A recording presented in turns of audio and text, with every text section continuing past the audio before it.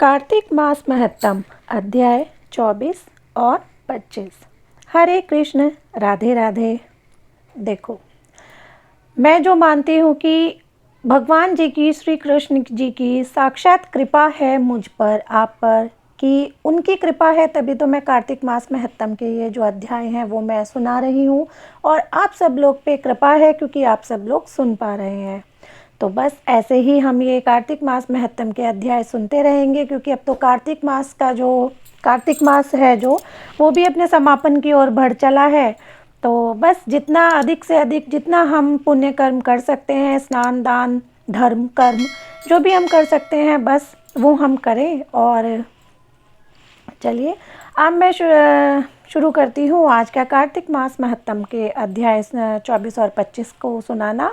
पर उससे पहले हम हमेशा की तरह सर्वप्रथम सर्वपूजनीय भगवान श्री गणेश जी को करते हैं याद और सुनते हैं आज के महात्मा। कैलाशी शिव सुत सुनो, करो भक्ति कल्याण, सब जन द्वारे आ खड़े, आज बचा लो प्राण। बोलो गणपति महाराज की जय।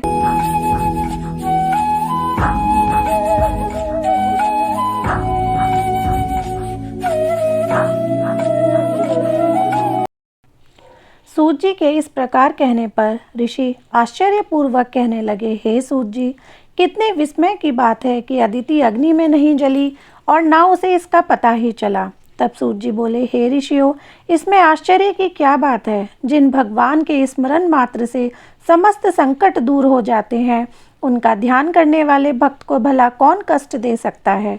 जब अग्नि शांत हुई तब भगवान विष्णु स्वयं अदिति के सामने प्रकट हुए और बोले, हे देव माता, तुम्हारे इस कठिन तप से हम अति प्रसन्न हैं। आप इच्छित वरदान मांगिए।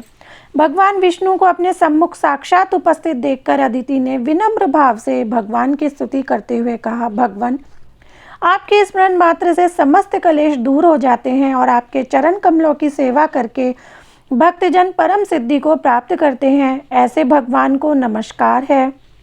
देवता, नदी तथा समुद्र आदि सभी कुछ आप ही हैं। अतएव आप मेरे पुत्रों की रक्षा कीजिए तथा निष्कंटक राज्य दीजिए। अदिति के ये वचन सुनकर भगवान कहने लगे, हे देव माता, अब मैं पुत्र रूप में तुम्हारे यहाँ जन्म लेकर असुरों का संहार करूँगा।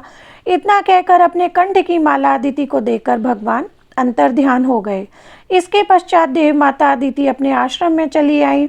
यथा समय अदिति ने हजारों सूर्यों के समान तेजस्वी, कमल नयन, शंख, चक्र, गदा, पद्म, कमंडल तथा पीताम्बरधारी मुनियों द्वारा स्तुति किए जाने योग्य, भक्तों के प्रिय और दुष्टों के संहार करता वामन भगवान को पुत्र रूप में प्राप्त किया। वामन भगवान को अपने आश्रम में देखकर कश्यप आदि ऋषियों ने भगवान की स्तुति की। तब वामन भगवान कश्यप जी से बोले, हे पिताश्री, हम प्रसन्न हैं। आपके समस्त मनोरथ पूर्ण हो। हमने अब तक 2 बार आपके घर में जन्म लिया है और आगे भी जन्म लेंगे। उधर राजा बलि ने दैत्य गुरु से श्री शुक्राचार्य जी की अध्यक्षता में बड़ा भारी यज्ञ प्रारंभ किया, जिसमें हवि ग्रहण करने के लिए उन्होंने लक्ष्मी जी सहित विष्णु भगवान का आवाहन किया। उसी समय भगवान वटुक ब्रह्मचारी के रूप में वहां पर उपस्थित हुए। भगवान के बौने ब्रह्मचारी रूप में होते हुए भी ऋषि लोग ज्ञान दृष्टि से उनको पहचान गए।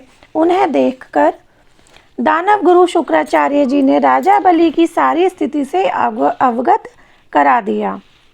इति 24वां अध्याय समाप्तम। तो फ्रेंड्स, अब हम सुनते हैं 25वां अध्याय। दैत्य गुरु शुक्राचार्य ने राजा बलि को बौने ब्रह्मचारी रूप में भगवान के आने का कारण बतलाते हुए कहा, हे राजा बलि, तुम्हारा राज्य प्राप्त करने के लिए ही अदिति के गर्भ से जन्म लेकर भगवान विष्णु स्वयं इस रूप में तुम्हारे यज्ञ में आए हैं। दान के रूप में वो कुछ भी मत देना, वरना चले जाओगे। इसके उत्तर में बलि ने कहा, हे गुरुदेव, आप मुझे अधर्म का उपदेश क्यों देते हैं। घर आए याचक को दान न देना अधर्माचरण नहीं तो और क्या है। यदि विष्णु भगवान स्वयं याचक बनकर मेरे द्वार पर आए हैं, तो इससे बढ़कर मेरे लिए सौभाग्य की और क्या बात हो सकती है। मैं जितने यज्ञ आदि करता हूँ वे सभी भगवान विष्णु को प्रसन्न करने के लिए ही तो करता हूँ। अतः वटक रूप में वे जो कुछ मांगेंगे मैं अवश्य दूंगा। शुक्राचार्य और बलि में अभी वार्ता चल ही रही थी कि वामन भगवान राजा बलि के यज्ञ मंडप में आ गए। बलि ने अर्घ्य आदि देकर उनका यथोचित आदर सत्कार किया, फिर हाथ जोड़कर बोला, हे नाथ, आपके दर्शन पाकर मैं कृतार्थ हो गया। अब आज्ञा दीजिए कि मैं आपकी क्या सेवा करूं। तब भगवान ने कहा, हे राजन, तप करने के लिए हमको 3 पग भूमि चाहिए। यह सुनकर राजा बलि ने हंसकर कहा, हे वटुक, तुमने यह क्या मांगा? कुछ धन, ग्राम, शहर, हाथी तथा घोड़े आदि मांगे होते। यह सुनकर वामन भगवान बोले, हे दैत्यराज, मुझे किसी प्रकार का प्रलोभन नहीं है। मुझे तो तप के लिए केवल 3 पग भूमि ही चाहिए। हे राजन, यह पृथ्वी सदैव किसी के पास नहीं रहती। सारी पृथ्वी को भोगने वाले माधानता जैसे राजा आज कहाँ हैं? अतः मुझे अधिक लोभ नहीं, मात्र 3 पग भूमि ही चाहिए। इस तरह जो अपना मार्ग सुधारते हैं वे धन्य हैं। भूमि दान से उत्पन्न ना कोई दान हुआ है, ना कोई आगे होगा। अतः हे दानवीर राजा, मुझे मात्र 3 पग भूमि दे दीजिए।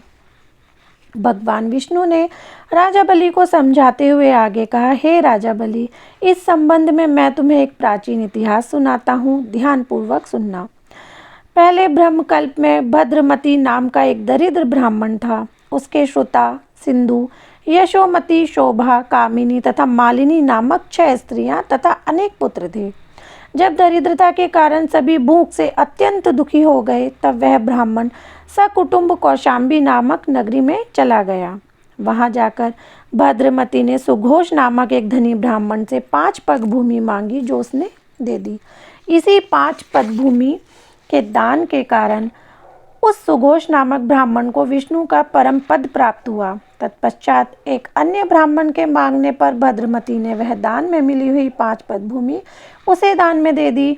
इससे भद्रमती को मोक्ष की प्राप्ति हुई। इसी कारण कहता हूँ कि हे राजन, मुझे भी 3 पग भूमि दे दो, जिससे उसे किसी को देकर मैं भी मोक्ष का साधन प्राप्त कर सकूं। वामन भगवान के द्वारा प्रेरित करने पर राजा बलि गंगा सागर अर्थात टूटी वाला लोटा लेकर भूमि का संकल्प करने को तैयार हो गया। तब शुक्राचार्य जी तपोबल से अपना सूक्ष्म रूप बनाकर राजा बलि को संकल्प करने से रोकने के लिए गंगा सागर की टूटी में जल रोककर बैठ गए। वामन भगवान शुक्राचार्य की इस चाल को जान गए। अतएव उन्होंने एक तेज नोम वाली कुशा लेकर लोटे की टूटी के छिद्र में डाल दी। इससे शुक्राचार्य की एक आंख फूट गई और टोंटी से राजा की अंजलि में जल आ गया।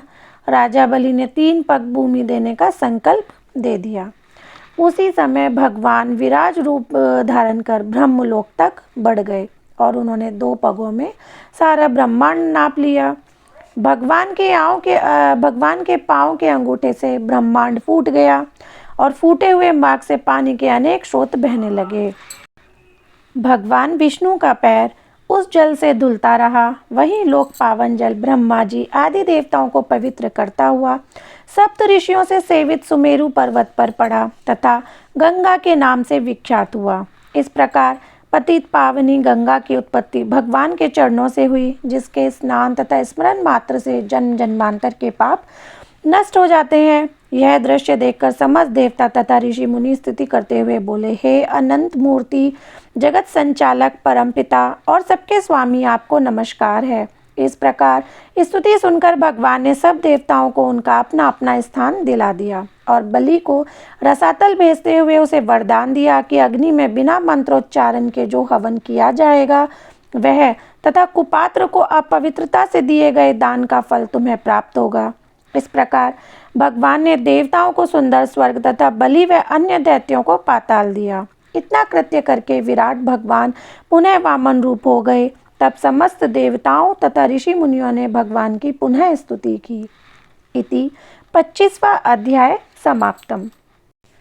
तो फ्रेंड्स, यहाँ समाप्त होता है हमारे कार्तिक मास महत्तम के अध्याय 24 और 25। और अब मैं सुनाऊंगी हमेशा की तरह वारों में वार शनिवार की कथा, क्योंकि आज है शनिवार। तो हम शुरू करते हैं, आप ध्यानपूर्वक सुनना। एक ब्राह्मण था पाठ करने जा रहा था। रास्ते में शनिचर मिला। ब्राह्मण बोला कि कहाँ जा रहा है? शनिचर बोला कि राजा के लगने जा रहा हूँ। ब्राह्मण बोला, राजा के लगेगा, सारी प्रजा दुखी होगी, मेरे लग जा। शनिचर बोला, कितने समय के लिए? तो ब्राह्मण बोला, 7 साल की ना औटी जाए, 5 साल की ना औटी जाए, 2.5 साल की ना औटी जाए, 1.25 साल की ना औटी जाए, 1.25 पहर की औट ली। नदी के किनारे जाकर बैठ गया। आसन बिछा के पाठ करने लगा। ओम नमो भगवते वासुदेवाय नमः 5 बार कह के माला फेरने लगा। नदी में 2 मतीरे बहे जा रहे थे। उसने निकाल के घुटने के नीचे रख लिए। राजा के लड़कों के सिर बन गए। एक आदमी ने देखा राजा के लड़के के सिर काट के रखे हैं, तो ब्राह्मण ने कहा कि किसी से कहिए मत, ना करे, दशा लग रही है। उसने 1 से कही तो 2 से कही, सारी नगरी में बात फैल गई। राजा ने आदेश दिया, ब्राह्मण को सूली पे चढ़ा दो। सोने की गड़वाई वो भी टूट गई, चांदी की गड़वाई वो भी टूट गई, तांबे की गड़वाई वो भी टूट गई, लोहे की गड़वाई वो भी टूट गई, जो गड़वाए वो ही टूट जाए। इतनी देर में 1.25 पहर पूरा हो गया। राजा के लड़के खेलते खेलते आ गए। रानी बोली, महाराज, ब्राह्मण सूली पे चढ़ा दिया होगा, हमारा कैसे पाप उतरेगा? राजा बोला, जाके देखो। देखे तो ब्राह्मण पाठ करने लग रहा है। ब्राह्मण क्या ज्ञान विज्ञान जाने था? बोला, मैं तो कुछ भी नहीं जाने था, मैं तो पाठ करने जा रहा था। रास्ते में शनिचर महाराज मिले। उनसे पूछा, कहाँ जा रहे हो? तो उन्होंने कहा, मैं राजा को लगने जा रहा हूँ। तो मैं बोला, राजा के लगेगा तो सारी प्रजा दुखी होगी, तो इससे अच्छा मेरे लग जा। तो मेरे लग जा। शनिचर बोला, 7 साल की ना औटी जाए, 5 साल की ना औटी जाए, 2.5 साल की ना औटी जाए, 1.25 साल की ना औटी जाए, 1.25 पहर की औट ली। 1.25 पहर में ऐसे रंग दिखाए, कहने लगा इसकी कैसे दशा उतरे। तो सोने चांदी का दान, तांबे लोहे का दान, पीतल का दान राजा तो कर दे, गरीब कैसे करे? तो गरीब तेल की पाली, गुड़ की डली डकौत को दे दे। 7 बार पीपल में जल चढ़ा दे। कह दे, शनिदेव मोटा कभी ना आवे, टोटा शनिवार की, घड़ी घड़ी ले 70 बला टले। 7 बार कह दे, 7 बार जल चढ़ा दे, सारी बला टल जावे। तो फ्रेंड्स, ये थी वारों में वार शनिवार की कथा, जो हम कार्तिक मास में नियम से सुनते हैं। तो फ्रेंड्स, अब ये वीडियो मैं करती हूँ यहीं पर समाप्त, क्योंकि हो गई है लंबी वीडियो। और अब मैं मिलूँगी आपसे कल एक नई वीडियो के साथ। और जाने से पहले हमेशा की तरह एक विनती और एक अनुरोध कि अगर आपको मेरी वीडियो अच्छी लगती है तो प्लीज़ मेरी वीडियो को लाइक करो और अपने फ्रेंड्स एंड फैमिली के साथ शेयर ज़रूर से करो, क्योंकि शेयर करोगे तभी तो दूसरों का ज्ञान भी बढ़ेगा। जैसे मेरा बढ़ रहा है, आपका बढ़ रहा है, औरों का भी बढ़ाना चाहिए ना। तो फ्रेंड्स एंड फैमिली के साथ ज़रूर से शेयर करो। और अगर आप मेरे चैनल पर नए हैं और देखकर भी सब्सक्राइब नहीं करते तो प्लीज़ से सब्सक्राइब कर दो, और जो उसके साथ बेल आइकन है उसको प्रेस करना बिल्कुल ना भूलना, क्योंकि उसको प्रेस करोगे तभी तो मेरी वीडियो की न्यू नोटिफिकेशंस आपको मिलती रहेंगी।